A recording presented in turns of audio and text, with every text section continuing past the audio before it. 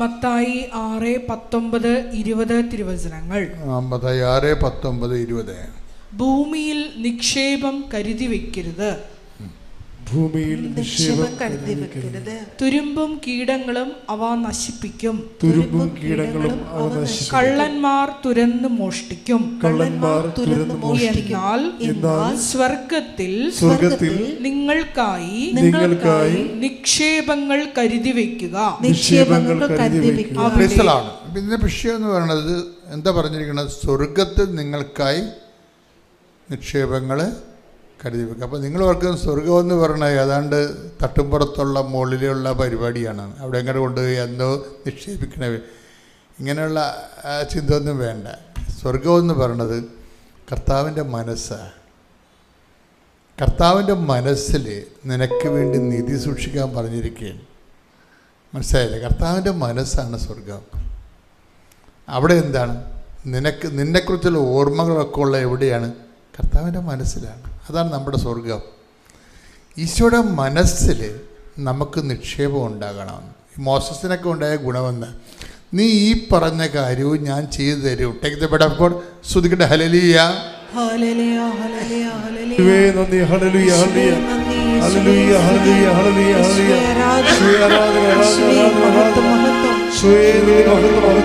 പുറപ്പാട് 33:17. പുറപ്പാട് 33:17. കർത്താവ് മോശയോട് പറഞ്ഞു,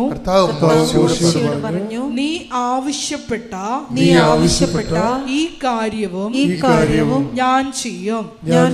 എന്തെന്നാൽ നീ എന്റെ പ്രീതി നേടിയിരിക്കുന്നു, നിന്നെ എനിക്ക് നന്നായി അറിയാം.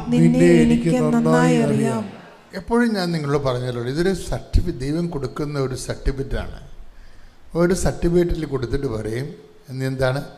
നീ എൻ്റെ പ്രീതി നേടിയിരിക്കുന്നു. അപ്പോൾ ദൈവത്തിൽ നമുക്ക് നേടാൻ പറ്റുന്ന ഏറ്റവും ബെസ്റ്റ് സംഭവം എന്താണ്? കൃപയാണ്. അതാണ് പ്രീതി എന്ന് പറഞ്ഞു, പ്രസാദം. നീ എൻ്റെ പ്രസാദം നേടിയിരിക്കുന്നു. കാര്യം എന്താണ്? എനിക്ക് നിന്നെ നന്നായി അറിയാം. അതാണ് വിഷയം. നന്നായി അറിയാമെന്ന് പറഞ്ഞത് ഈ മോസസും അഹ്റോനും തമ്മിലുള്ള, മോസസിൻ്റെ വൈഫും മോസസുമായിട്ട് തമ്മിൽ ഈ മോസസിൻ്റെ അടുത്ത് ഒത്തിരി ആൾക്കാർ വരികയും അങ്ങേരുടെ സമയം മുഴുവനും ഇങ്ങനെ ജനങ്ങൾക്ക് വേണ്ടി ചെലവഴിക്കുകയും കുടുംബത്തിൽ ഭയങ്കര പ്രശ്നങ്ങളുണ്ടായി. അപ്പോൾ നീതിനകത്ത് വലിയ കേമത്തൊന്നും കാണിക്കേണ്ട കാര്യമില്ല, ഇങ്ങനെ മനുഷ്യരെ കൈകാര്യം ചെയ്യാനൊക്കെ എനിക്കും അറിയാമെന്നൊക്കെ പറഞ്ഞ് ഈ മോസസിൻ്റെ വൈഫ് ഭയങ്കര ശണ്ട ഉണ്ടാക്കി. അതിൻ്റെ അകത്ത് ജത്രോയുടെയും ഒക്കെ സപ്പോർട്ടുണ്ട്, ബാക്ക് സപ്പോർട്ടുണ്ട് ഈ അമ്മായിയപ്പൻ്റെയൊക്കെ. അപ്പം ഇങ്ങനെ ചില സമയത്ത് കുടുംബത്തിൽ തന്നെ മോസസ് ഇങ്ങനെ ഒറ്റപ്പെട്ടു പോകും. പിന്നെ പബ്ലിക്കായിട്ടും താൻ ആർക്ക് വേണ്ടിയാണ് നിന്നത് ആ ജനത മോസസിനെ ഇങ്ങനെ, അവർക്ക് വിശപ്പും പട്ടിണിയൊക്കെ വന്നപ്പോൾ അത് മോസസ് ഇങ്ങനെ വഴി നടത്തുന്നത് തെറ്റായതായതുകൊണ്ടാണെന്ന് മനസ്സിലാക്കിയിട്ട് ഈ ജനങ്ങളെല്ലാം ഇവനെതിരെ നിൽക്കും, ജനങ്ങളെല്ലാം മോസസിനെതിരെ നിൽക്കും. പക്ഷേ ദൈവത്തിൻ്റെ ഒരു വഴികളിലൂടെ മോസസിന് പോകാൻ പറ്റത്തുള്ളൂ. അപ്പോൾ ഈ ജനങ്ങളിൽ നിന്ന് ചവിട്ടും കുത്തുമൊക്കെ മേടിക്കുന്നത് ദൈവത്തിന് വേണ്ടിയാണ്. അതിൻ്റെ പേരിൽ ദൈവത്തിൻ്റെ ഇടയ്ക്ക് ഈ കാണ്ട് മോസസിലും കാണിച്ചിട്ടില്ല. അതാണ് മോസസിൻ്റെ ഒരു വിജയം. നിങ്ങളെപ്പോഴും നന്നായി ശ്രദ്ധിക്കണം. നിങ്ങൾ സഹിച്ച സഹനങ്ങളൊക്കെ ഞാൻ അങ്ങനെ സഹിച്ചു ഇങ്ങനെ സഹിച്ചു എന്നൊക്കെ പറഞ്ഞുകൊണ്ട് ഈ സഹനത്തിൻ്റെ കാർഡ് ദൈവത്തെ കാണിച്ച് വരട്ടരുത്.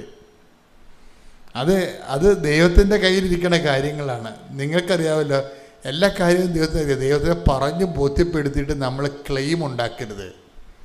മോസസിൻ്റെ സഹനങ്ങളെക്കുറിച്ച് എടുത്ത് ജനങ്ങൾ മോസസിനെ വെറുക്കണതും ഉപദ്രവിക്കുന്നതായിട്ട് ഭാഗങ്ങൾ അത് കേൾക്കേണ്ടതാണ് നിങ്ങളെ. അപ്പോൾ ഒരിക്കലും മോസസ് കംപ്ലൈൻറ്റ് ചെയ്യത്തില്ല. എന്നിട്ട് പറയും മോസസിനെ പോലെ സൗമ്യനായിട്ട് ആരും ഇല്ലായിരുന്നു എന്നൊക്കെ പറയും ബൈബിൾ അങ്ങനെ ആർക്കും ഗുഡ് സർട്ടിഫിക്കറ്റ് കൊടുക്കത്തില്ല. പക്ഷെ എന്നാലും മോസസിന് ഭയങ്കരമായ മോശം പറയും, ഭൂമിയിലെ മോസസിനെ പോലെ സൗമ്യനായിട്ട് ആരും ഇല്ലാഞ്ഞെന്നൊക്കെ പറയും.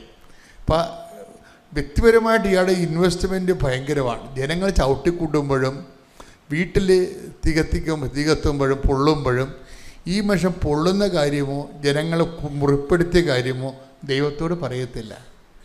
എന്നിട്ട് ചിരിച്ചതുപോലെ തന്നെ ദൈവം പറഞ്ഞ കാര്യങ്ങൾ ചെയ്തു തീർക്കും. അതാണ് പറയണത്, അവനെപ്പോലെ സൗമ്യൻ ആരും ഇല്ലെന്ന്. സൗമ്യത എന്ന് പറയണത് എന്താണെന്ന് ചോദിച്ചാൽ മോസസ് കാണിച്ചതാണ് സൗമ്യത. നമ്മൾ പറയണല്ലേ എന്താണ് സൗമ്യത എന്ന് വെച്ചാൽ, മോസസ് ദൈവത്തിൻ്റെ മുമ്പിൽ നിന്ന ഈ ആധ്യാത്മിക ജീവിതം എന്ന് പറയുന്നത് ഒരു നിലപാടാണ്. അത് പഴയ നിയമത്തിൻ്റെ ഏറ്റവും വലിയ ഭാവം മോസസാണ്. ഇവിടെ കൊടുത്തിട്ട് ഹല്ലേലൂയ. സംഖ്യ പുസ്തകം 12-ാം അധ്യായം 1 മുതലുള്ള തിരുവചനങ്ങൾ. സംഖ്യ 12:1. മോശയുടെ ഭാര്യയായ കുഷ്യ സ്ത്രീയെ പ്രതി മിരിയാമും അഹറോനും അവനെതിരായി സംസാരിച്ചു.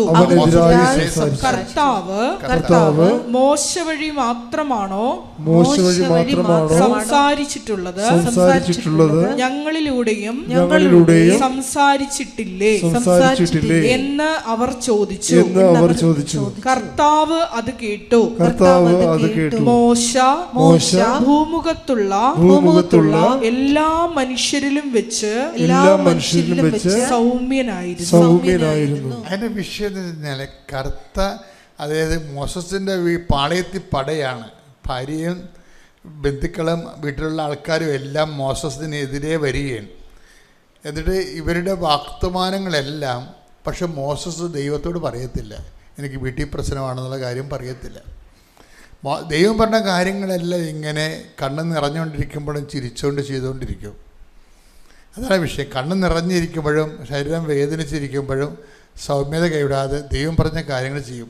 പക്ഷെ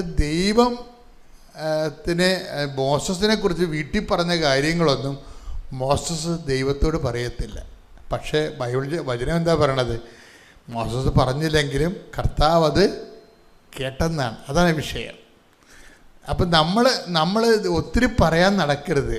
പെയ്ത് പെറുക്കി നമ്മളെപ്പോഴും ഓർത്തേക്കണം, നമ്മൾ ദൈവത്തിൻ്റെ വചനത്തിന് വേണ്ടിയും വിശ്വാസത്തിന് വേണ്ടിയും ഒക്കെ അനുഭവിക്കുന്ന കാര്യങ്ങൾ. ഇപ്പോൾ പത്രം കൊണ്ടുപോകുമ്പോൾ നിങ്ങളെ അവർ തെറി വിളിക്കും, തോന്നിവാസം പറയും. വീട്ടിൽ തന്നെ ആങ്ങളെ പറയും, നിനക്ക് തലക്ക് പ്രാന്താണ്, 10 രൂപ നടക്കുകയാണ്, വേറെ പണിയൊന്നും ഇല്ലെന്ന്. അപ്പം നിങ്ങളുടനെ അവിടെ കടുത്തേക്ക് കയറാൻ നിൽക്കുകയോ വിശ്വാസത്തിന് വേണ്ടി നീ സഹിച്ച സഹനങ്ങളിൽ കർത്താവിൻ്റെ അടുത്ത് അത് ബാർഗെയിൻ ചെയ്ത് ക്ലെയിം ആക്കുകയോ ഒന്നും ചെയ്യരുത്. അല്ല, ആ കാണേണ്ട പാട്ടി കാണുകയും അക്കൗണ്ട് ആകേണ്ട ഫലത്ത് അക്കൗണ്ട് ആകുകയും ചെയ്യുന്നുണ്ട്. മോസസിനെ കണ്ടാൽ പഠിക്കേണ്ടത്. പ്രത്യേകിച്ച് സഹനങ്ങളെക്കുറിച്ച് അത് ഷെയർ ചെയ്യാനുള്ളതല്ല എന്നാണ് വചനത്തിൻ്റെ ഒരു നിലപാട്. ദൈവത്തിന് വേണ്ടി ഏറ്റെടുക്കുന്ന സഹനങ്ങൾ അത് ഷെയർ ചെയ്യാനുള്ളതല്ലെന്ന് മനസ്സിലായ?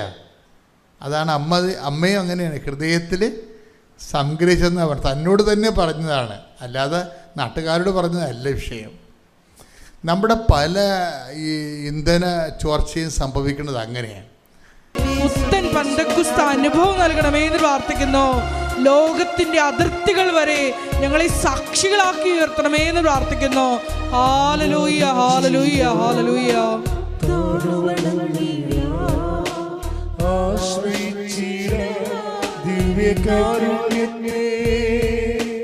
എൻ്റെ പേര് അനിൽ. കോട്ടയം വാഴൂര് കാന എന്ന ദേശത്തു നിന്ന് വരുന്നു. ഞങ്ങൾ ഓർത്തഡോക്സ് വിശ്വാസിയാണ്. എന്നെ ഇവിടെ നിർത്തുവാനായിട്ട് ഇടവരുത്തിയ എൻ്റെ മാതാവിനും തിരുക്കുമാരനും കോടാനുകോടി നന്ദി ഞാൻ അർപ്പിക്കുന്നു. എനിക്കിപ്പം 54 വയസ്സോളമായി. ഞാൻ എപ്പോഴും ബഹുമാനപ്പെട്ട ജോസഫ് അച്ഛൻ്റെ ഈ സാക്ഷ്യം കേൾക്കാൻ കാരണം എൻ്റെ ഈ സഹോദരിയാണ് ഈ നിൽക്കുന്നത്. എന്നെ ഇവിടെ കൊണ്ടുവരാൻ ഏറ്റവും മെയിനായിട്ട് ഉള്ള കാരണം അവളാണ്. എനിക്ക് മാർച്ച് മാസം ഒരു ആക്സിഡൻ്റ് ഉണ്ടായി. ഞാൻ ഹെവി ട്രെയിലർ ഡ്രൈവറാണ്.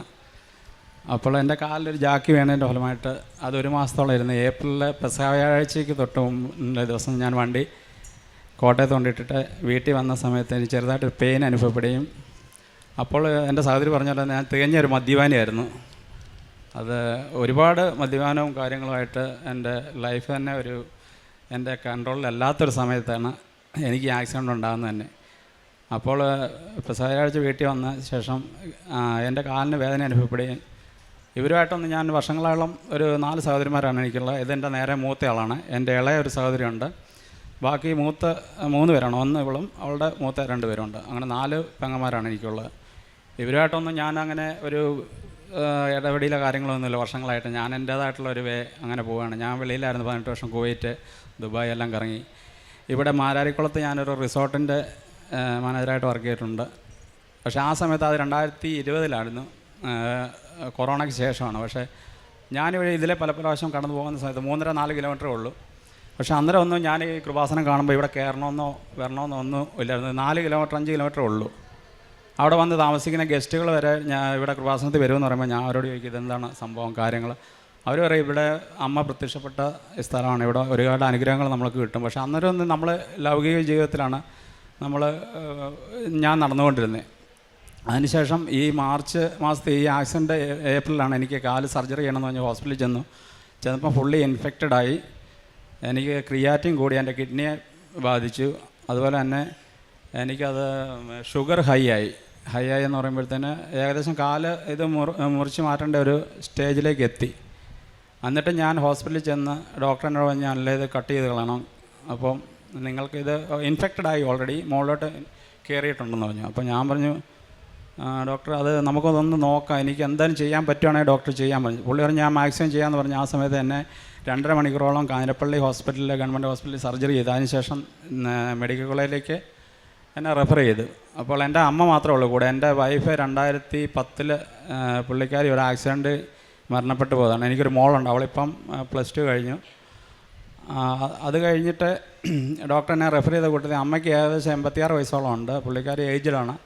ഞാൻ ഈ സഹോദരിമാരുമായിട്ടൊന്നും അങ്ങനെ ഒരു കണക്ഷൻ ഇല്ല. ഞാൻ അവരുടെ മക്കളും അവരൊന്നും ആയിട്ട് ഒന്നാമതെ ഞാനൊരു ആൽക്കഹോളിക്കാണ്. ഞാൻ ആരെയും വകവെക്കത്തില്ല. എൻ്റെ പപ്പ ഒരു പോലീസ് ഓഫീസറായിരുന്നു. പക്ഷേ പുള്ളിയുടെ പേരിന് നേരെ ഓപ്പോസിറ്റായിട്ടാണ് ഞാൻ ജീവിച്ചുകൊണ്ടിരുന്നത്. അത് കാരണം ഇവർക്കൊന്നും എല്ലാവർക്കും എന്നെ ഭയങ്കര ഒരു ഭയത്തോടു കൂടി അവർ നോക്കുന്നത് തന്നെ. അപ്പോൾ ഞാൻ എല്ലാവരോടും എനിക്ക് പെട്ടെന്ന് ഓവർ ടെമ്പേർഡാണ്, എനിക്ക് BP ഹൈ ആണ്. അപ്പോൾ നമ്മൾ ആ ഒരു ജീവിതത്തിലാണ് അച്ഛൻ പറയുന്നത്. അതൊക്കെ എനിക്ക് എൻ്റെ ജീവിതത്തിൽ ഒരുപാട് കാര്യങ്ങൾ ഞാൻ ഈ ഒരു 9 മാസം കൊണ്ടാണ് ഇതിലോട്ട് മാറിയത്. അതിന് മെയിൻ കാരണക്കാരിയായിട്ട് എൻ്റെ സഹോദരിയാണ്.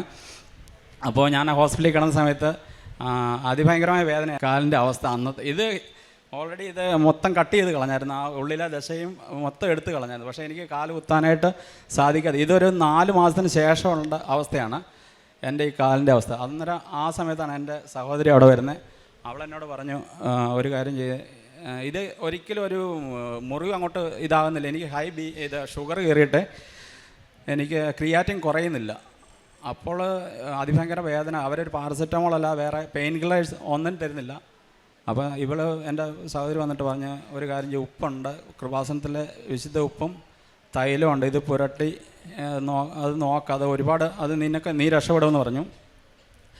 ഞാൻ പറഞ്ഞു ഓക്കെ ഞാൻ അത് ട്രൈ ചെയ്യാം. അങ്ങനെ ഞാൻ ആ ഉപ്പും തൈലവും പുരട്ടി എൻ്റെ മുറിവിൽ അത് ഇൻഫെക്ഷൻ ആയിക്കൊണ്ടിരിക്കുക. ഡോക്ടർ പറഞ്ഞു ഇനി ഒരാഴ്ച കൂടെ കഴിഞ്ഞ് കഴിഞ്ഞാൽ കട്ട് ചെയ്ത് കളയണം എന്ന് പറഞ്ഞു. അതുപോലെ അത് മുകളിലോട്ട് കയറുന്നുണ്ട്, മുറിവ് ഉണങ്ങുന്നില്ല, എൻ്റെ ഷുഗർ ലോ ആകുന്നില്ല, ഹൈ ആയിട്ട് നിൽക്കുക. അത് പുരട്ടി അന്ന് എനിക്ക് ഇവിടെ ഒരു പത്രം കൊണ്ടു തന്നു കൃപാസനത്തിൽ. അത് ഞാൻ ജസ്റ്റ് വായിച്ച് കിടന്നപ്പോൾ ഒരുപാട് സാക്ഷ്യങ്ങളുണ്ട് പേപ്പറിൽ. അത് അന്നേരം ഞാൻ ഓർത്ത് ഈ 5 വർഷം മുമ്പാണല്ലോ ഞാൻ ഇത് കൃപാസനത്തിന് വാതിക്കൽ വരെ വന്നിട്ട് ഞാൻ ഇവിടെ കയറാതെ പോയതാണല്ലോ. അപ്പോൾ അമ്മ ഇതുകൊണ്ടായിരിക്കും എന്നെ ഇവിടെ തന്നെ ഇവള് മുഖാന്തരം എന്നെ പിടിച്ചിരിക്കുന്നത് എനിക്ക് മനസ്സിലായി. അപ്പോൾ ഞാൻ അന്ന് രാത്രി നല്ലതായിട്ട് ഉറങ്ങി. എനിക്ക് വേദനയില്ലാതെ ഞാൻ കിടന്ന് ഉറങ്ങുവാണ്. അപ്പോൾ ഞാൻ അതിന് മുമ്പ് പറയുമ്പോൾ ഞാനൊരു ആൽക്കഹോളിക്കാണെന്ന് ഞാൻ പറഞ്ഞു. ഞാൻ ഓൾറെഡി കോട്ടയത്ത് വന്നിട്ട് പെസഹ വ്യാഴാഴ്ചയായിരുന്നു നടക്കും. ഒരു ക്രിസ്ത്യനായിട്ട് ജനിച്ച ഒരു ആളായിട്ട് വന്നിട്ട് പോലും ഞാൻ മദ്യം മേടിച്ചോണ്ടാണ് വീട്ടിലോട്ട് വരുന്നത്. എന്ന് പറഞ്ഞാൽ 3 ദിവസം കഴിഞ്ഞിട്ട് തിരിച്ച് വീണ്ടും ട്രിപ്പുണ്ട് എനിക്ക് പോണ്ടിച്ചേരിക്ക്. അപ്പോൾ 3 ദിവസമല്ല ദുഃഖവെള്ളിയാഴ്ച ഞാൻ പള്ളിയിൽ പോകില്ല. ഞാൻ പറഞ്ഞില്ല, എൻ്റെ കല്യാണത്തിന് അന്ന് ഞാൻ കുമ്പസാരിച്ചൊരു വ്യക്തിയാണ് 18 വർഷം മുമ്പ്. പക്ഷേ അതിനുശേഷം കുമ്പസാരമില്ല, പള്ളിയിൽ പോക്കില്ല, ഒന്നുമില്ല. പക്ഷേ എനിക്ക് ഉള്ളിലുണ്ട്, ഞാൻ എല്ലാവരെയും ഹെൽപ്പ് ചെയ്യും, കാര്യങ്ങൾ നമ്മളെക്കൊണ്ട് കഴിയുന്ന പോലെ ഹെൽപ്പ് ചെയ്യാറുണ്ട് മറ്റുള്ളവർ. ഞാൻ ബൈബിളിൽ പറയുന്നത് വിലാപഭവനത്തിൽ പോകുന്നതിനേക്കാളും വിരുന്ന് വീട്ടിൽ പോകുന്നതിനേക്കാളും നിങ്ങൾ വിലാപഭവനത്തിൽ പോകണം. ഞാൻ എല്ലാ മരണ വീട്ടിലും പോകും. നമുക്ക് പരിചയം ഇല്ലാത്തവരും ഉള്ളവരുടെ എല്ലായിടത്തും പോകും. അവരെ കൊണ്ട് എനിക്ക് കഴിയാവുന്ന പോലെ ഞാൻ ഹെൽപ്പ് ചെയ്യും. പക്ഷേ ഇത് കഴിഞ്ഞ് കഴിഞ്ഞപ്പോൾ അന്ന് രാത്രി നല്ലതായിട്ട് ഉറങ്ങി. പിന്നെ അത് ഒരു ദിവസം 2 ദിവസം 3 ദിവസം കഴിയുമ്പോഴത്തേന് ഇത് ഹീലിംഗ് ആയി തുടങ്ങി. അത് കഴിയുമ്പോൾ ഡോക്ടർ പറഞ്ഞു നിങ്ങളുടെ ക്രിയാറ്റിൻ ഓൾറെഡി എൻ്റെ കുറഞ്ഞു വരുന്നു, ഇൻസുലിൻ എൻ്റെ എടുപ്പ് നിർത്തി, പിന്നെ നോർമൽ ആകാൻ തുടങ്ങി. അപ്പോൾ എനിക്ക് അതിൻ്റെ അകത്തൊരു വിശ്വാസമായി. എനിക്ക് പണ്ടേ മാതാവിനോട് വിശ്വാസമുള്ള ഒരാളാണ്. ഈശോയെ അതിലും കൂടുതൽ എനിക്ക് ഇഷ്ടമാണ് ഉള്ളിൻ്റെ ഉള്ളിൽ. പക്ഷേ ഞാൻ പുറമേ അത് കാണിക്കാറില്ല. അതിൻ്റെ കാരണം എന്ന് പറഞ്ഞാൽ ഞാൻ ക്രിസ്മസിൻ്റെ അന്ന് നൈറ്റ് ഉണ്ടായ ഒരു വ്യക്തിയാണ്. 24 ഡിസംബർ ഉണ്ടായ ക്രിസ്മസ്. എൻ്റെ പാട്ടുകാർ വന്ന് ക്രിസ്മസ് കരോൾ നടത്തിക്കൊണ്ടിരിക്കുമ്പോഴാണ് എൻ്റെ അമ്മ എന്നെ പ്രസവിച്ചെന്ന് പറയുന്നത്. എനിക്കറിയത്തില്ല, ഞാൻ കണ്ടിട്ടില്ലായിരുന്നു. പക്ഷേ അതിൻ്റെ ഒരു ഇതുണ്ട്. എപ്പോഴും ഞാൻ ദൈവത്തോട് അതുപോലെ എനിക്ക് സ്നേഹം, ഉണ്ണിയേശോയോടും മാതാവിനോടും എനിക്ക് അതുപോലെ സ്നേഹം. അത് കഴിഞ്ഞിട്ട് നമ്മുടെ ബഹുമാനപ്പെട്ട അച്ഛൻ്റെ ഈ യൂട്യൂബിലെ സാക്ഷ്യങ്ങൾ ഞാൻ കേൾക്കാൻ തുടങ്ങി. അപ്പോൾ ഞാൻ കൂടുതലായിട്ട് അതിനു മുമ്പ് ഞാൻ ഇൻസ്റ്റഗ്രാമ്, പിന്നെ ഇങ്ങനെയുള്ള ഫേസ്ബുക്ക്, വാട്സപ്പ് എല്ലാം നമ്മളത് സോഷ്യൽ മീഡിയ ഞാൻ കൂടുതൽ യൂസ് ചെയ്യും. പക്ഷേ അതിനുശേഷം ഞാൻ ക്രമേണ അത് കുറയ്ക്കാൻ തുടങ്ങി, കംപ്ലീറ്റ് കുറച്ച്. എന്ന് പറഞ്ഞാൽ എല്ലാത്തിലും വിട്ടിട്ട് കൃപാസനം. ഇപ്പോൾ എൻ്റെ ഇതിൽ എടുത്ത് നോക്കിക്കഴിഞ്ഞാൽ എനിക്ക് എല്ലാ സാക്ഷ്യങ്ങളും ഞാൻ ഓൾമോസ്റ്റ് എല്ലാം കണ്ടിട്ടുണ്ട്. ഇതുവരെയൊക്കെയുള്ള അച്ഛൻ്റെ ടോക്കുകൾ എല്ലാ ദിവസവും. അതുപോലെ തന്നെ ഞാൻ പറഞ്ഞില്ല 39 വർഷമായിട്ട് അച്ഛൻ പറയുന്ന ഏറ്റവും വലിയൊരു ഇതെനിക്കത് എന്നെ ടച്ച് ചെയ്തൊരു ഇതാണ്. അച്ഛൻ്റെ ബഹുമാനപ്പെട്ട ജോസഫ് അച്ഛൻ 39 വർഷം ഓൾറെഡി കംപ്ലീറ്റ് ആയെന്ന് പറഞ്ഞ് ഈ നമ്മുടെ അച്ഛൻ്റെ ഈ പ്രേക്ഷിത വേലയ്ക്ക്. പക്ഷേ ഈ 39 വർഷമായിട്ട് ഞാൻ നേരെ ഓപ്പോസിറ്റായിരുന്നു. ഞാൻ യേശുവിനെ തിരയാതെ ഞാൻ നടന്ന ഒരു വ്യക്തിയാണ്. പക്ഷേ അതെന്നെ മാറ്റി നേരെ ഓപ്പോസിറ്റ് ഇവിടെ കൊണ്ടുവന്നതിൽ എൻ്റെ സഹോദരിക്ക്, അവളാണ് എന്നെ അതിനൊരു കാരണക്കാരൻ. പക്ഷേ അതിലും മെയിനായിട്ട് ഞാൻ എൻ്റെ അമ്മയാണ്. എൻ്റെ സഞ്ചാരി അമ്മ എന്നെ ഇവിടെ കൊണ്ടുവന്നു. അതുപോലെ ഈശോപ്പ ഒരുപാട് അനുഗ്രഹം എനിക്ക് തരുന്നുണ്ട്. ഞാൻ 20-ാം തീയതിയാണ് എനിക്ക് ഓപ്പറേഷൻ ഡേറ്റ്. അതെല്ലാം എനിക്ക് കണക്ക് കൂട്ടുമ്പോൾ കാൽക്കുലേറ്റ് ചെയ്യുമ്പോൾ ഞാൻ അതിൻ്റെ അകത്തൊരു വലിയൊരു ഇത് കാണുന്നുണ്ട്. എന്നെ ഓപ്പറേഷൻ നടന്ന 20-ാം തീയതിയാണ്. അന്ന് ഞാൻ ഇത് കഴിഞ്ഞപ്പോഴത്തേന് ഞാൻ പറഞ്ഞു, എന്ന് എൻ്റെ കാല് കൊത്തി ഫസ്റ്റ് ഞാൻ 6 മാസത്തോളം ഞാൻ ബെഡ് റെസ്റ്റ് ആയിരുന്നു. എൻ്റെ കാല് പൊക്കി വെച്ച് നീര് കുറയുന്നില്ല, പക്ഷേ ഹീലിംഗ് ആകുന്നുണ്ട്. ഞാൻ പ്രാർത്ഥനയും കാര്യങ്ങളുമായിട്ട് യൂട്യൂബിൽ സാക്ഷ്യം കേൾക്കുന്നുണ്ട്, കൃപാസനത്തിലെ പ്രാർത്ഥന എല്ലാം കേൾക്കുന്നുണ്ട്. ഞാൻ പറഞ്ഞു എന്നെൻ്റെ കാല് കുത്തി ഞാൻ നടക്കുന്ന അന്ന് ആദ്യം ഞാൻ കൃപാസനത്തിൽ വരും, ഉടമ്പടി എടുക്കുമെന്ന് പറഞ്ഞു ഫസ്റ്റ്. അപ്പോൾ തന്നെ ഞാൻ മേടിച്ച് വെച്ച ആ കുപ്പിയെല്ലാം ഞാനത് എടുത്ത് ഡിസ്പോസ് ചെയ്തു. എൻ്റെ സിഗരറ്റ് പാക്കറ്റ് എല്ലാം അന്ന് തന്നെ കളഞ്ഞു. ഇപ്പോൾ 9 മാസമായിട്ട് ഞാൻ അതുപോലെ ഒരു വിശ്വാസത്തിലാണ്. ഇവർക്കെല്ലാം എൻ്റെ സഹോദരിമാരെല്ലാം അവരുടെ മക്കളും എല്ലാം എന്നെ കാണാനും അതുപോലെ ഇപ്പോഴും അവർ അങ്കിളെന്ന് വിളിച്ച് എൻ്റെ അടുത്ത് വരുന്നുണ്ട്. എല്ലാവരും വളരെ എന്നോട് അത്രയ്ക്കും നമ്മുടെ നാട്ടുകാർക്ക് പോലും എന്നോട് ഇതാണ്. ഞാൻ എങ്ങനെ ഇങ്ങനെ ആയിപ്പോകുന്ന പോലും അവർക്കറിയത്തില്ല. ഞാൻ അതുപോലെ ഒരു വ്യക്തിയായിരുന്നു. ഞാൻ മാറ്റം വന്നെന്ന് ഒരുപാട് എന്നെ മാറ്റി. പിന്നെ എനിക്കുണ്ടായ വേറെ ഇതെന്ന് പറഞ്ഞാൽ ഇപ്പം അത് കഴിഞ്ഞിട്ട് ഞാൻ വന്നിരിക്കും 20-ാം തീയതിയാണ് ഇവിടെ വന്ന് 10-ാം മാസം 20-ാം തീയതി ഒക്ടോബർ, നവംബർ, ഡിസംബർ, ഒക്ടോബറിലാണ് 20-ാം തീയതി ഇവിടെ വന്ന് ഉടമ്പടി എടുക്കാൻ. എൻ്റെ ഓപ്പറേഷൻ നടന്നതും 20-ാം തീയതി, ഇവിടെ വന്ന് ഉടമ്പടി എടുത്തത് 20-ാം തീയതി. അപ്പോൾ അത് കറക്റ്റായിട്ട് എല്ലാ ഇതിലും ഞാൻ എൻ്റെ ഈശോപ്പയ്ക്കും മാതാവിനും ഒരുപാട് ഞാൻ അതുപോലെ എനിക്ക് ആവുന്നത്രയും ഞാൻ ആൾക്കാരെ ഞാൻ ഹെൽപ്പ് ചെയ്യാറുണ്ട് എന്നെക്കൊണ്ട് പറ്റുന്ന പോലെ. പക്ഷേ ഞാൻ അന്ന് നല്ലൊരു വ്യക്തിയായിരുന്നു. പക്ഷേ എന്നെ മദ്യപാനവും ഇതുകൊണ്ടായിരിക്കണം ഞാൻ ഇങ്ങനെ വേർതിരിഞ്ഞ് പോയെന്നുള്ളതാണ്. അതാണ് ഞാൻ പറഞ്ഞത്. അൾത്താരപാലനായിട്ട് ഞാൻ ശുശ്രൂഷയ്ക്ക് കയറിയുന്ന ഒരു വ്യക്തിയാണ് 14 വയസ്സ് വരെ. 14 വയസ്സിന് ശേഷമാണ് ഞാൻ ഇതുപോലെ ആയിപ്പോയത്. എന്നെ ഒരുപാട് ഇതുപോലെ എന്നെ ഇങ്ങനെ പിടിച്ചു കൊണ്ട് നിർത്തിയിരിക്കുന്ന എൻ്റെ അമ്മ മാതാവാണ്. കൃപാസനത്തെക്കുറിച്ച് എനിക്ക് ഒരുപാട് പറയാനുണ്ട്. ഒരുപാടെന്ന് പറഞ്ഞാൽ പ്രത്യേകിച്ച് നമ്മൾ പലരോടും പേപ്പർ കൊടുക്കുമ്പോൾ ഞാൻ അങ്ങനെ പേപ്പർ കൊടുക്കില്ല. ഞാൻ മെയിനായിട്ടെന്ന് പറഞ്ഞാൽ എനിക്കറിയാത്തൊരു കേസിന് എൻ്റെ പപ്പ ഇരുന്ന സ്റ്റേഷനിൽ ഞാൻ കിടന്നിട്ടുണ്ട്, ജയിലിൽ. എന്ന് പറഞ്ഞാൽ പുള്ളി അത് പോസ്റ്റ് ഇരുന്ന സ്റ്റേഷനിൽ, ചാർജായിട്ട് ഇരുന്ന സ്റ്റേഷനിൽ ഞാൻ അറിയാത്തൊരു കുറ്റത്തിന് എന്ന് പറഞ്ഞാൽ മദ്യപാനം മുഖാന്തരം ഇതായിട്ട് ഞാൻ പെട്ടുപോയിട്ടുണ്ട്. അതാണ് ഞാൻ പറഞ്ഞത്, മദ്യം നമ്മളെ കൊണ്ട് പെടുത്തു. എല്ലാ കാര്യത്തിലും നമ്മൾ ചെറിയ അയ്യാത്ത തെറ്റ് പോലും നമ്മൾ പെട്ടുപോകും. അങ്ങനെ പോയി കിടന്നിട്ട് ഞാൻ ജയിലിൽ പോയിട്ടുണ്ട്. 14 ദിവസം റിമാൻഡിൽ കിടന്നിട്ടുണ്ട്. അപ്പോൾ എൻ്റെ പപ്പ ഒരു പോലീസ് ഓഫീസറായിട്ട് ഇവർക്കെല്ലാം അത് നാണക്കേടായിരുന്നു, എൻ്റെ സഹോദരിമാർക്കല്ല. എനിക്ക് സെലക്ഷൻ കിട്ടിയ ഒരു വ്യക്തിയാണെന്ന് പറഞ്ഞത്. പോലീസിൽ 20-ാമത്തെ വയസ്സിൽ എനിക്ക് സെലക്ഷൻ കിട്ടിയിട്ട് പപ്പ ഇരുന്ന സമയത്ത് എനിക്കത് വേണ്ടാന്ന് പറഞ്ഞിട്ട് ഞാൻ ഇട്ടിട്ട് പോയ ആളാണ്. അപ്പോൾ കിടന്ന് ഞാൻ നേരെ ജയിലിൽ വരെ വന്ന് കിടന്ന്. അതുപോലെ ഒരുപാട് എന്നെ വിട്ട് കളഞ്ഞിട്ട് അവിടുന്ന് എന്നെ പിടിച്ചുകൊണ്ട് മുടിയനായ പുത്രനെ തിരിച്ചു കൊണ്ടുവന്നിരിക്കുക പിതാവ്. എന്നെ ഇവിടെ നിർത്തിയതിന് ഒരുപാട് ഞാൻ നന്ദി പറയുന്നു, 1000 നന്ദി പറയുന്നു. എനിക്ക് ഈ പ്രത്യക്ഷീകരണ സാക്ഷിയായിട്ട് തന്നെ എൻ്റെ ജീവിതം മുഴുവൻ നിലനിർത്തണമെന്ന് ഒരൊറ്റ ഇതേ ഉള്ളൂ. ഞാൻ 6 നിയോഗം ഇവിടെ ഞാൻ വെച്ചിട്ടുണ്ട്. പക്ഷേ എനിക്കുള്ളതെന്ന് പറഞ്ഞു കഴിഞ്ഞാൽ ഞാൻ 20-ാം തീയതി ഉടമ്പടി എടുത്ത് എനിക്ക് 28-ാം തീയതി നൈറ്റ്, അന്ന് ഒക്ടോബർ 28-ാം തീയതി നൈറ്റ് ഞാൻ കിടക്കുമ്പോൾ എനിക്കൊരു വിളി കേൾക്കാം. രാത്രി 2 മണിയായപ്പോൾ മുറ്റത്തുകൂടെ മാതാവ് നടക്കുകയാണ്. മാതാവ് കറക്റ്റായിട്ട് ഞാൻ കാണുന്നുണ്ട്. മാതാവ് നീല അങ്കി ധരിച്ചിട്ട് മുറ്റത്തോടെ ഞങ്ങളുടെ മുറ്റം വഴി ഇങ്ങനെ നടക്കുന്നുണ്ട് രാത്രി 2 മണിക്ക്. അപ്പോൾ ഞാൻ ഉറക്കത്തില്ല, പക്ഷേ ഞാൻ മാതാവേ എന്ന് വിളിക്കുന്നുണ്ട്. അപ്പോൾ എന്നെ എടാ അനില്ല എന്നാണ് വിളിച്ചത്. അതാണ് ഞാൻ ഓർക്കുന്നത്, മാതാവ് അങ്ങനെയൊക്കെ വിളിക്കുമെന്ന് ഞാൻ ആദ്യമായിട്ട് കേൾക്കുന്നത്. എടാ അനില്ല എന്ന് വിളിച്ചു. അപ്പോൾ ഞാൻ ഇതുപോലെ തെറ്റി നടന്നുകൊണ്ടായിരിക്കും എന്നെ പിടിച്ച് നിർത്തിക്കുന്നത്. അതുപോലെ തന്നെ 1 മാസം കഴിഞ്ഞപ്പോൾ ഞാനിവിടെ വന്നപ്പം ഇവിടെ ചോദിച്ചു, ഓഫീസിൽ ചോദിച്ചു, എനിക്ക് അച്ഛനെ ഒന്ന് കണ്ട് ബ്ലെസ്സിങ് എടുക്കാൻ പറ്റുമോ?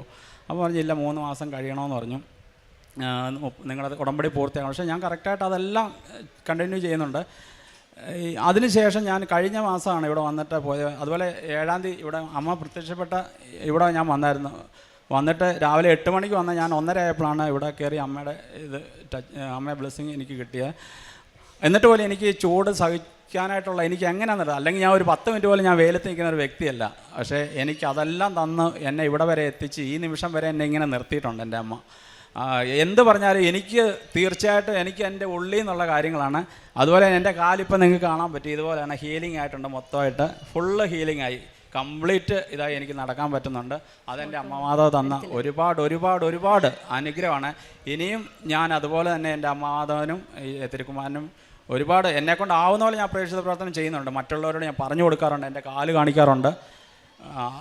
ഒരുപാട് പേരെ ഞാൻ എൻ്റെ വഴിയായിട്ട് തന്നെ ഇവിടുത്തെ കൃപാസനത്തിൻ്റെ അമ്മയുടെ പ്രത്യക്ഷീകരണ സാക്ഷികളാക്കുവാൻ വേണ്ടി ഞാൻ ഒരുപാട് കാര്യങ്ങൾ മുന്നോട്ട് പോയിട്ടുണ്ട്. അവരെല്ലാം എൻ്റെ കൂടെ വരുന്നുണ്ട്, എൻ്റെ ഇത് കണ്ടിട്ട്, സാക്ഷ്യം കണ്ടിട്ട് തന്നെ. പിന്നെ ഞാൻ ഹോസ്പിറ്റലിൽ പോകാറുണ്ട്. എൻ്റെ അമ്മ ഏജിലാണെന്ന് ഞാൻ പറഞ്ഞു. എൻ്റെ മോൾ എൻ്റെ കൂടെയുള്ള അവൾ വൈഫിൻ്റെ വീട്ടിലാണ്, അവരാണ്. പിന്നെ അമ്മയ്ക്ക് വയ്യ. പക്ഷേ അമ്മയ്ക്ക് ഇതുപോലെയാണ്, ഞങ്ങൾ ഓർത്തഡോക്സുകാരായതുകൊണ്ട് ഞങ്ങൾക്ക് ജപമാലയൊന്നുമില്ല. പക്ഷേ ഞാൻ ജപമാല ചൊല്ലാറുണ്ട്. എൻ്റെ പ്രാർത്ഥന കണ്ടിട്ട് അമ്മ ഇപ്പം വെളുപ്പാങ്കാലത്ത് തന്നെ എഴുന്നേൽക്കുക എന്ന് പറഞ്ഞാൽ പുള്ളിക്കാരി ഓർക്കുക ഇവനിനി അങ്ങനെ ഇതിൽ നിന്ന് എങ്ങനെ ഇങ്ങനെ ആയിപ്പോകുന്ന പോലും അമ്മയ്ക്ക് ഭയങ്കര അത്ഭുതം. അമ്മയ്ക്ക് നടുവിന് വേദന വന്നിട്ട് അമ്മയുടെ ബാക്ക് ബോൺ ഇതായിട്ട് ഒരു വളഞ്ഞു പോയായിരുന്നു. ആ അവസരത്തിൽ ഞാൻ അമ്മയോട് പറഞ്ഞു, അമ്മേ ഞാൻ ഉപ്പിട്ട് പക്ഷേ ഞാൻ പ്രാർത്ഥിച്ചു കഴിഞ്ഞാൽ അത് എനിക്കറിയത്തില്ല, ഞാൻ ഉപ്പിട്ട് അല്ലെങ്കിൽ എന്ത് തൈലം പുരട്ടി പ്രാർത്ഥിച്ച് അത് ഭയങ്കരമായിട്ടൊരു വിടുതൽ കിട്ടും. പക്ഷേ അമ്മയ്ക്ക് ഞാൻ കൊടുത്തു കഴിഞ്ഞാൽ പിന്നെ എല്ലാ സ്കാനിങ്ങും കഴിഞ്ഞാണ്. പക്ഷേ അമ്മയ്ക്ക് ഇപ്പോൾ നല്ല രീതിയിൽ അമ്മ നടക്കാൻ പറ്റുന്നുണ്ട്. കഴിഞ്ഞ പ്രാവശ്യം ഞാൻ അമ്മയെ ഇവിടെ കൊണ്ടുവന്നായിരുന്നു. അമ്മയ്ക്ക് സാക്ഷി എടുത്തിട്ടില്ല, ഇത് ഉടമ്പടി എടുത്തിട്ടില്ല. ഞാൻ പറഞ്ഞു എടുക്കണ്ട, ഏജിലായതുകൊണ്ട് പറ്റത്തില്ല. പക്ഷേ അമ്മയ്ക്ക് അതുപോലെ വിശ്വാസമാണ്. അതുപോലെ എല്ലാ കാര്യങ്ങൾക്കും എനിക്ക് ഒരു 10 വർഷം മുമ്പ്, ഇപ്പോൾ എനിക്ക് 54 വയസ്സായെന്ന് ഞാൻ പറഞ്ഞു, ഒരു 44 വയസ്സായപ്പോൾ ഞാൻ മാൾട്ടയ്ക്ക് വേണ്ടി ട്രൈ ചെയ്തായിരുന്നു. അന്നേരം ഞാൻ ഇതായിരുന്നു, നമ്മുടെ കേറ്ററിംഗ് ഫീൽഡായിരുന്നു, ഹോട്ടൽ മാനേജ്മെൻ്റ് ആയിരുന്നു. അപ്പോൾ എനിക്ക് പോകാൻ വേണ്ടി ചാൻസ് വന്നപ്പോൾ അന്ന് എൻ്റെ റിജക്റ്റാണ്. എനിക്ക് ഏജ് ഇതായെന്ന് പറഞ്ഞാൽ 45, അവരങ്ങനെ പറഞ്ഞിട്ട് അത് 10 വർഷം മുമ്പാന്ന് ഓർത്തണം. പക്ഷേ അത് കഴിഞ്ഞ് ഞാൻ ഈ ഉടമ്പടി എടുത്തു കഴിയുമ്പോൾ ഞാൻ ഇവരോട് പറഞ്ഞില്ല. ഞാൻ പറഞ്ഞു എൻ്റെ 20-ാം തീയതി ആണ് എൻ്റെ ഉടമ്പടി, ഇത് 90 ദിവസം പൂർത്തിയായിരുന്നു. പക്ഷേ ഞാൻ ഇവരോട് പറഞ്ഞില്ല. എനിക്ക് അതിൻ്റെ ഇടയ്ക്ക് ഞാനൊരു ഇതിലേക്ക് ട്രൈ ചെയ്തായിരുന്നു. പക്ഷേ അത് ഓൾമോസ്റ്റ് എനിക്ക് കിട്ടുമെന്നുള്ള 150% അത് എനിക്ക് കൺഫേമാണ്. എന്നിട്ട് പോലും ഞാൻ സാക്ഷ്യം പറയാമെന്ന് ഞാൻ പറഞ്ഞിട്ടുണ്ടായിരുന്നു. അപ്പോൾ 54 വയസ്സുള്ള എന്നെ 10 വർഷം മുമ്പ് റിജക്റ്റ് ചെയ്ത ഒരു വിസ എനിക്കത് കിട്ടുമെന്ന് പറഞ്ഞാൽ അത് അമ്മയുടെ ഒരേ ഒരു ഇത് തന്നെയാണ്. അതിൽ ഞാൻ 150% ഞാൻ വിശ്വസിക്കുന്നു. പിന്നെ എൻ്റെ സാക്ഷ്യം നിങ്ങൾക്കറിയാൻ പറ്റും. ഞാൻ അങ്ങനെ ഇപ്പോൾ ഏകദേശം എന്നെക്കുറിച്ചൊരു ഐഡിയ വരും. ഞാൻ പറയുകയാണ്, ആരും ഇതിൽ നിന്ന് ഉടമ്പടി എടുക്കാതെ അല്ലെങ്കിൽ നമ്മുടെ ഈ ലൗകികമായിട്ടുള്ള ഇതിൽ പോയിട്ട് കാര്യമില്ല. പക്ഷേ മദ്യപാനവും ഇതൊക്കെ എല്ലാവർക്കും വിട്ടൊഴിയാൻ പറ്റും. ചില നമ്മളെ യൂത്ത് ഒക്കെ ആൾക്കാർ കാണും, അവർക്കൊന്നും പറയുമോ ഞാൻ ഇതെടുക്കുന്നില്ല. പക്ഷേ അത് എടുത്തു കഴിയുമ്പോഴാണ് നമ്മൾ കൂടുതൽ അറിയുന്നത്. അതുപോലെ തന്നെ ഞാൻ പറഞ്ഞില്ല, 18 വർഷമായിട്ട് ഞാൻ കുമ്പസാരിക്കത്തില്ല. ഞാനിപ്പോൾ 2 ആഴ്ച കൂടുമ്പോൾ പോയിട്ട് കുമ്പസാരം എടുത്ത് വിശുദ്ധ കുർബാന കൈക്കൊണ്ട് അങ്ങനെ ഒരു ആത്മീയ ജീവിതം. പിന്നെ ബൈബിള് ഞാൻ അരമണിക്കൂർ എന്നുള്ളത് ഞാൻ വായിക്കാനിരുന്ന് കഴിഞ്ഞാൽ 1 മണിക്കൂർ 1.5 മണിക്കൂർ ഞാൻ കണ്ടിന്യൂ. ഉൽപ്പത്തിയൊക്കെ എന്ന് പറഞ്ഞാൽ ഞാൻ വളരെ മുമ്പ് ഞാൻ വായിക്കുമ്പോൾ ഇത് എന്താ നമ്മൾ ക്രിസ്ത്യൻ ആയതെന്ന് പറഞ്ഞിട്ട് പോലും എനിക്കത് പറയാൻ പറ്റത്തില്ല. നമുക്കത് ജസ്റ്റ് ഒരു ചാപ്റ്റർ വായിച്ച് ഞാനങ്ങ് ക്ലാസ്. പക്ഷേ ഇപ്പോൾ അത് കണ്ടിന്യൂ വായിച്ച് ഞാൻ ആ ദിവസം കംപ്ലീറ്റ് വായിക്കുന്നുണ്ട്. അതുപോലെ വെളുപ്പിനെ 3 മണിക്കൊക്കെ, ഞാൻ സാധാരണ 3 മണിക്കായിരുന്നു ഉറങ്ങാറുണ്ടായിരുന്നു നേരത്തെ. ഇപ്പം ഞാൻ 3 മണിയാകുമ്പോഴത്തേന് എഴുന്നേറ്റ് പ്രാർത്ഥിക്കാൻ തുടങ്ങും. അതുപോലെ ആത്മീയമായിട്ട് എന്നെ ഒരുപാട് യേശോപ്പ എന്നെ ഉയർത്തി, അമ്മമാതാവ് അതിനെ ഒരുപാട് എന്നെ ചേർത്ത് പിടിച്ചിരിക്കുക. ഈ അമ്മയുടെയും ഈ ഈശോപ്പയുടെയും ആ പ്രത്യക്ഷീകരണ സാക്ഷിയായിട്ട് എന്നെ നിലനിർത്തണം. ഞാൻ എന്നും ഈ നിമിഷം ഈ ആൾക്കാരെ നിൽക്കുന്ന ഈ നിമിഷം തന്നെ ഞാൻ നിയോഗങ്ങളിലല്ല, ഞാൻ എന്നെ വിശുദ്ധീകരണത്തിൻ്റെ ഒരു സാക്ഷിയാക്കിയിട്ട് എൻ്റെ ജീവിതം എന്നും അങ്ങനെ തന്നെ മുന്നോട്ട് പോകണം. മരിക്കുന്നവരെ അമ്മയുടെ സാക്ഷിയായിട്ട് എന്നെ നിലനിർത്തണമെന്ന് ഞാൻ പ്രാർത്ഥിക്കുന്നു. കോടതികളിൽ ഞാൻ ജയിലിൽ ഇതിൻ്റെ അകത്ത് പോയതുകൊണ്ട് ഞാൻ പറയുകയാണ്, കോടതി വഴിയാണ് ഞാൻ പോകുന്നത്. അവിടെ റിമാൻഡ് വരുന്ന ആൾക്കാർ, റിമാൻഡ് മീൻസ് കോർട്ടിലോട്ട് കൊണ്ടുവന്ന പ്രതികളുണ്ട്. ഞാൻ പോലീസുകാരുടെ കൊടുക്കും, പേപ്പർ കൊടുത്തിട്ട് ഞാൻ പറയും ഇത് കൃപാസനത്തിലാണ്, ഞാൻ കിടന്നുകൊണ്ടാണ് ഞാൻ പറയുന്നത്, എനിക്ക് നല്ല ഇതാണ്, നിങ്ങൾ ഉറപ്പായിട്ട് നിങ്ങളിത് വായിച്ചു കഴിഞ്ഞാൽ നിങ്ങളെ വിടുവിക്കും അമ്മ. ഏത് കുറ്റത്തിന്, നമ്മൾ ചെയ്യാത്ത കുറ്റത്തിന് ഞാൻ അകത്ത് പോയ വ്യക്തിയാണ്. അതുപോലെ കോടതികളിൽ, പിന്നെ ഹോസ്പിറ്റലിൽ, ഇങ്ങനെയുള്ള സ്ഥലങ്ങളിൽ ഞാൻ പേപ്പറുകൾ ഇവിടുന്ന് മേടിച്ചുകൊണ്ട് വന്ന പത്രങ്ങൾ ഞാൻ വിതരണം ചെയ്യാറുണ്ട്. ഞാൻ എൻ്റെ അനുഭവം സാക്ഷ്യം പറഞ്ഞിട്ടാണ് ഞാൻ കൊടുക്കാറുള്ളത്. എന്നെ ഇതുപോലെ ഇതാക്കി തീർത്ത എൻ്റെ അമ്മാവനും തിരുക്കുമാരനും 1000 കോടി നന്ദി ഞാൻ അർപ്പിക്കുന്നു.